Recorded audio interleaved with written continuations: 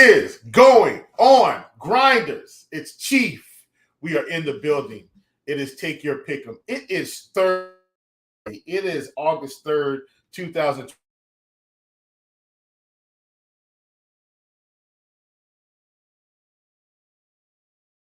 We've been cranking out winners day in and day out. And so I'm hoping that you've been able to join us, that you've been able to put a few more dollars in your pocket. Let's go. It's winning words of wisdom. And this one, I thought it fitting. We've got an NFL preseason game today. And so we are going to go with Jameis Winston, who was an NFL quarterback and still hanging around the league. And this is what Jameis Winston says. He says, I don't have time to think about bad things. I'm always looking forward, focusing on the positive, not the negative. And I think that's so true for Jameis. A lot of times, as I will say, when things go bad, don't worry about it. Yes, it will affect you. It may affect your family. It may affect your environment. But if you live in the negativity, it's only going to get worse.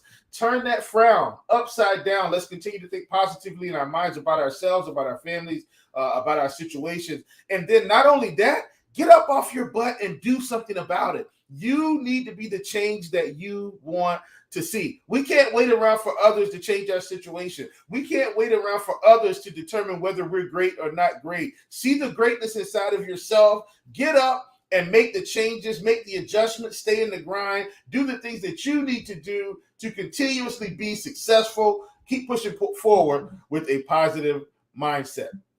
All right, friends. So we're going to go over our recap. We're having a good month so far. We're at 5-1-1 on the month. On yesterday, we had one of our favorite plays was Joe Musgrove, fantasy points, but he ended up not pitching. So that was a DMP. All right. We like Kodai Senga at 6 strikeouts. We wanted more than that projection. That one ended up being a push. So we weren't able to really get that one either. So we had a DMP. We had a push, but we were able to squeeze us a winner out of the deal, and that was Eduardo Rodriguez. We wanted more fantasy points for him on both sides. And once again, what we talked about was we thought it was going to be good all the way up to 33.5. That was my read on it. And my reason was I felt like he could go 6 innings, get 6 strikeouts, still give up 2 runs, and that would give us 34 fantasy points, excuse me. He did that, but he didn't get 6 strikeouts. He got 5 strikeouts, and then he ended up getting the win as well. So we were able to get that one. And so I thoroughly enjoyed the profits yesterday. If you were in the prop shop, you caught some really good cards, some really nice cards. We had a lot of profitability going on in there. So I want to encourage you. The prop shop is free here at RotoGrinders. Please come in, hang out with us, learn. Let's grow together. We'd love to help you put a few more dollars in your pockets, even outside of this show that's specifically designed for those of you that want to hop in the pickle streets. All right, we're going to get rolling here. And right off the rip, we've got a couple. We're going to go all strikeout pick'em squares today. So I'm really excited about that. And we're going to hop right in. So first up on the docket, we're going with the guy. He's pitching in one of the early games facing the Baltimore Orioles. Listen, folks, it's Kevin Gausman.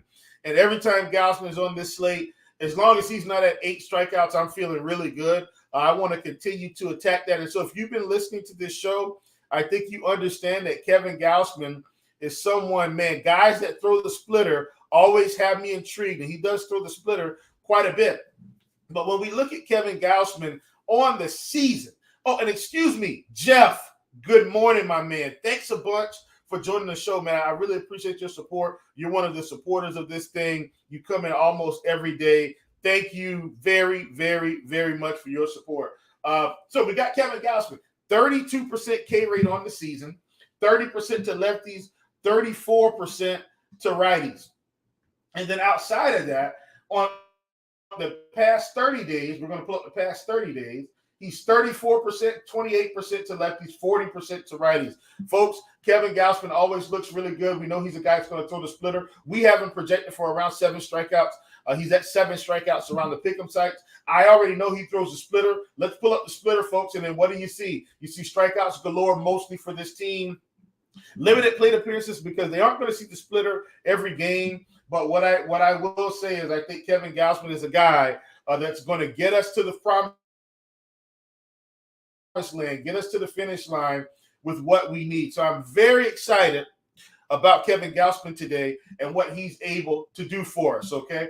Another thing that I like about Kevin Gausman, even though he picked up the walks last game, he doesn't walk a lot of guys game to game to game. We did take a under walks prop, pick him square on him last week, I think it was, and they left him in the game too long. He was cruising, and they left him in the game, and then all of a sudden, he walked a couple guys late, and then we ended up losing that one. But all in all, Kevin Gausman's been really solid, man, and I just like what he's been able to do. I like the way he's pitching.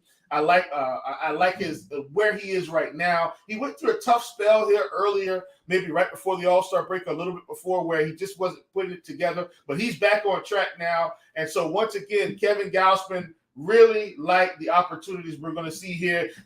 Mike Jake, my brother, what's going on? Scorekeeper, good morning, sir. Thank you guys for joining us yet again. All right, so once again, that's Kevin Gausman. We got him at 7 strikeouts flat. We want more than that projection. We're going to get that all the way across the industry, okay?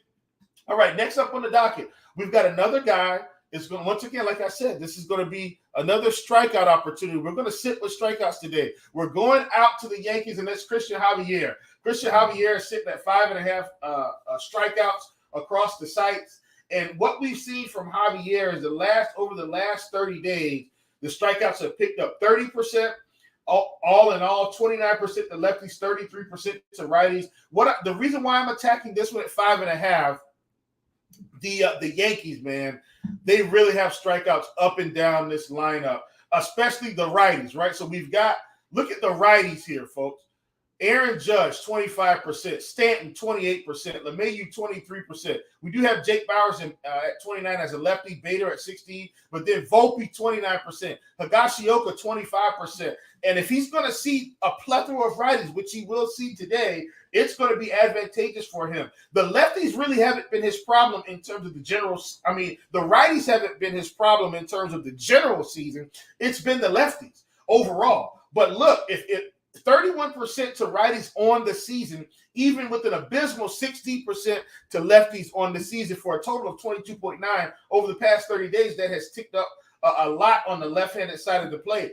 I think he's going to be able to get that just on the righties alone, and I think he'll get one of these lefties. If he can get Jake Bauer sitting here with a 29% K rate, I'm going to be feeling really good about our investment here with Christian Javier. Once again, like I said, over the past month, we've really seen an uptick, in production for him, and I think that's going to lead to really good results for us. So one of the things about the Yankees, yes, they are a high-powered offense. Yes, they have a lot of guys that can send it out of the park. Yes, Aaron Judge is a good baseball player. Yes, Giancarlo Stanton still has tons of power. Yes, DJ LeMahieu can still get on base and do a couple of things. Yes, Jake Bauers does have a 285 ISO and a 365 WOBA, but this team also still strikes out a ton. And so as a result, I want to attack that. I'm wondering if Javier bumps down to 5. I don't think he will. I think at 5.5, he's going to stay steady there. And I didn't check a couple other sources just to see where we felt like that might move to throughout the day. But once again, with Javier, we're seeing an uptick in production overall over the past month. And he's been steady at 30+% to righties over the season. He's going to see 1, 2, 3, 4, 5, 6, about 7 righties. I would say 6 to 7 is pretty accurate. I'm expecting big things from Javier out there in Yankee Stadium today. So I'm very excited about that. All right, now we're going to move on to another one. We're going to the other side of this game, folks. We're going to stay right here, and that is Clark Schmidt. So what we've seen now with the Houston Astros, look at this team. Altuve's back. Tucker in the mix. Bregman in the mix. Alvarez is back. Jose Abreu's K rate has come down over the course of the season. Jeremy Pena's been okay. What we're seeing, guys, is Houston is starting to take off. And as a result, they are really starting to hammer teams. Clark Schmidt, he's at 5 strikeouts.